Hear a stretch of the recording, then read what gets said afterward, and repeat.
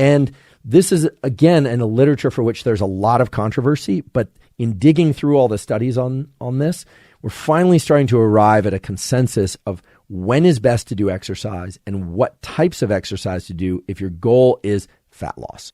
The topic of exercise is a kind of controversial one, not as controversial as nutrition and diet, which we will talk about in a few minutes.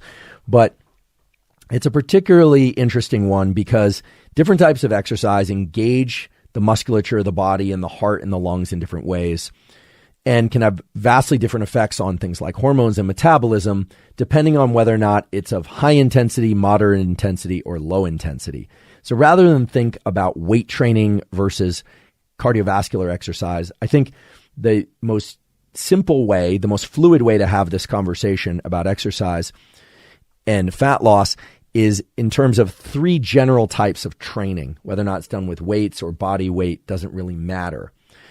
And those are high-intensity interval training, something that seems to have gained a lot of popularity in recent years, so-called HIIT, H-I-I-T. So high-intensity interval training, sprint interval training, so that's going to be very high intensity, or SIT, or moderate intensity continuous training, M-I-C-T. So we've got HIIT, SIT, and MICT, M-I-C-T. And we can get a little bit more precise if you'd like. I'm not somebody who measures my VO2 max or anything while I exercise. I generally know whether or not I'm doing something I could continue for a very long time or whether or not I'm doing something that I realize is going to be of short duration, high intensity. But if you'd like to map this to VO2 max, SIT, this sprint interval training, was defined as all out, greater than 100% of VO2 max bursts of activity that last 8 to 30 seconds, interspersed with less intense recovery periods. So this would be sprinting downfield for 8 to 30 seconds, then maybe walking back for about a minute or two, and then sprinting again and then continuing. So that would be SIT. HIIT, H-I-I-T, is defined as submaximal, so 80 to 100% of VO2 max bursts of activity that last 60 to 240 seconds, interspersed with less intense recovery periods. So on a standard 400-meter track, just to give this a little bit of a visual,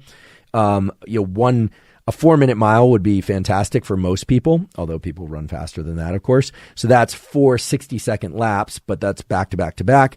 I think in my best shape, or maybe it was in my dreams, I don't recall which, I was able to do 60 seconds around the track, but of course I couldn't get that on the second or third or fourth. If I did, that was certainly in fantasy land and not reality. But 60 seconds would be about one revolution around the track, maybe 90 seconds, depending on how fast one is running. So 60 to 240 seconds. MICT, okay, this moderate intensity continuous training is steady state cardio, sometimes called zone 2 cardio these days on the internet, which is performed continuously for 20 to 60 minutes at moderate intensity of 40 to 60% of VO2 max, or if you prefer heart rate, 55 to 70% of max heart rate.